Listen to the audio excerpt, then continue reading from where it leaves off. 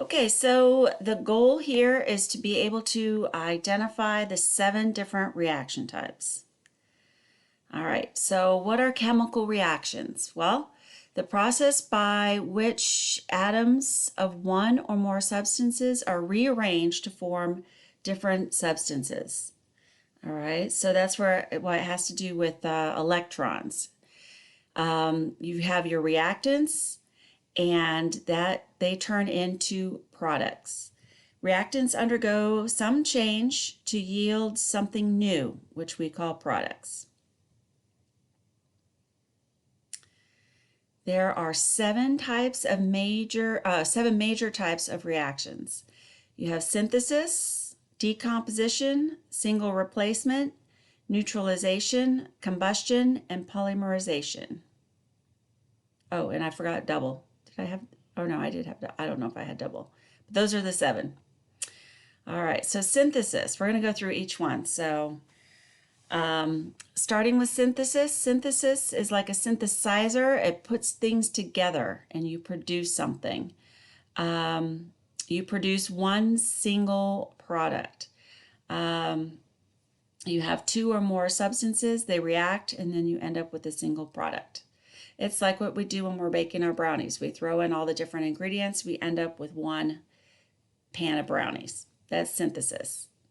And what it looks like in a formula would be you have different products, A and B, and they yield. This arrow means yield. One product, all right, them being squished together, that means they're all one thing, AB. And what that would look like with elements is you have one element, iron, and then you add chlorine, and that yields iron chloride. All right. So, and then what all you have to be able to do for now is just say, okay, I have 2 reactants. I end up with one product, so that's synthesis. Here you have 2 reactants, one product, so that's synthesis. Decomposition means to break down or come apart. So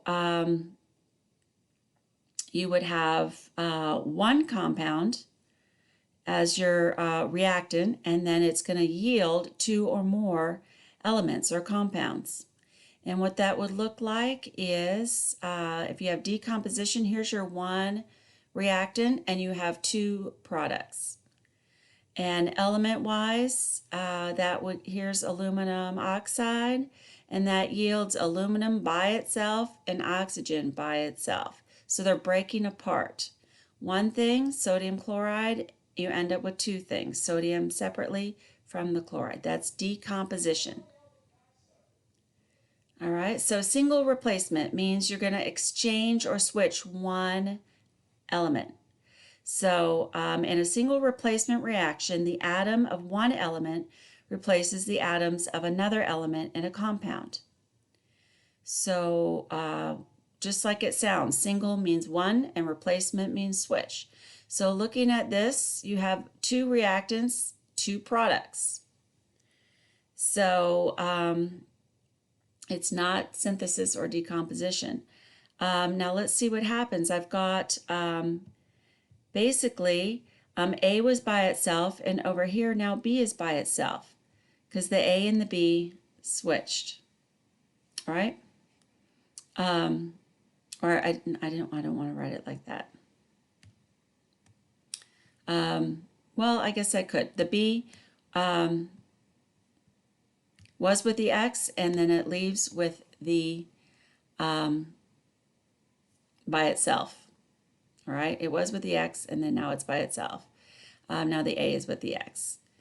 A lot of people explain it as in terms of people going to a party. So you go single, and then here's a couple, and then but now lithium is not part of a couple. Lithium is now by itself. That's single replacement.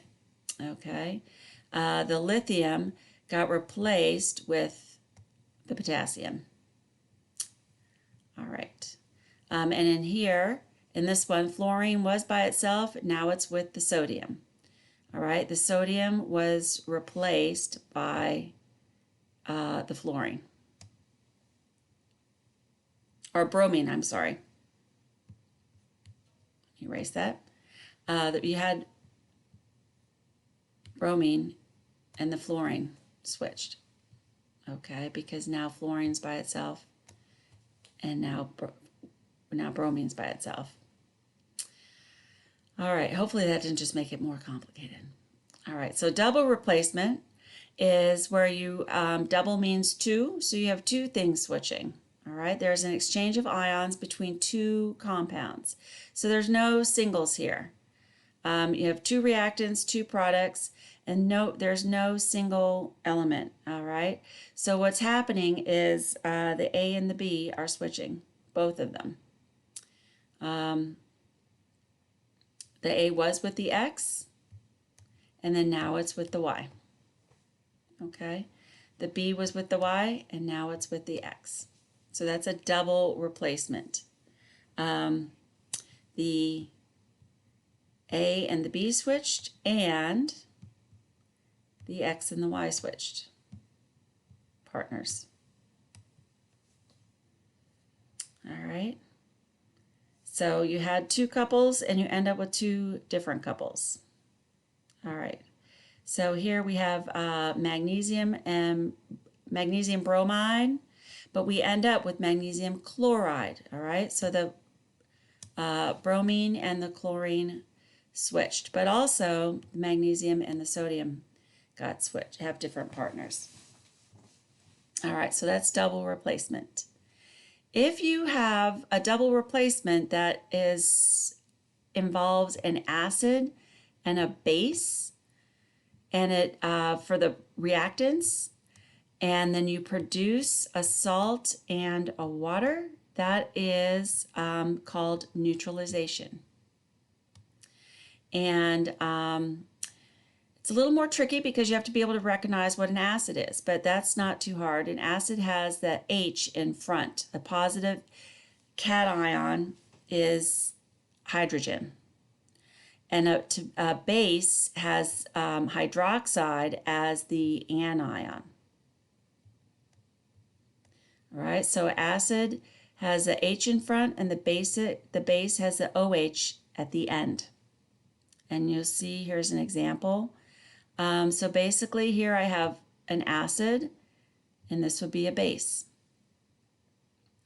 All right, and I end up with, now it's double because so my X and the Y switch, and then the H and the OH go together to make water. So I end up with an ionic compound and water. All right, another name for an ionic compound is a salt. So here we go. Here's a base. Here is an acid. All right, and what I end up with is water, so that's a good sign. All right, these switch to give me water, and these switch to give me magnesium chloride. All right, here's another example. Hydrochloric acid has an H in front, and sodium hydroxide is the base. It has the hydroxide.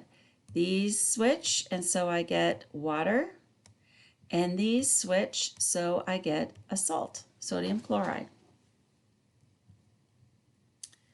Combustion is another word for burning something up, all right? And if you have a combustion reaction, you have to have oxygen. And you've learned that, you know, like if you have a fire, you have to, or if you're building a fire, you have to blow on it. It has to have oxygen. If you're putting out a fire, and you cover it up, right? And which takes away the oxygen. So to have a combustion reaction, you need oxygen. So that's the first thing that you see. That's the first sign of a combustion reaction. The other thing is you've got a hydrocarbon. Hydrocarbon. All right. And what that forms is carbon dioxide, CO2, and water, H2O. All right. So if you see these things, you know it is combustion. All right. And that's what is happening in your car, right? A car has to have air come into the engine, and it needs gas, petroleum, which is a hydrocarbon. And what cars put out is carbon dioxide. And then a lot of times you'll see water. Sometimes you'll see it as a vapor. You'll see, like when it's cold outside, you'll see the water coming out of the muffler. Sometimes you even see water dripping out of a car. All right. The prefix poly means many. All right. And you learned about polymers in biology. What a polymerization reaction is you have many small molecules. These are my small molecules. These are the small molecules, and they're all being added together to make one large, what we call in biology, a macromolecule. All right, and those were like your lipids, your proteins, and nucleic acids, your DNA. Those are macromolecules. All right. And here's what they will look like. Just a chain of carbons, and then you have the hydrogens around them. All right. So that would be polymerization. Those are polymers. And that is the end of, well, oh, here's some, we'll do some practice, but that's all of what you need to know. Those are the 7 types. So, oh, and this doesn't, this not quite work. These are some examples, but the answers are, you can already see the answers. So I think I'll just skip it. All right. So you get to practice on your own. I think there's an Edpuzzle that you can watch next as you go down the HyperDoc. Good luck.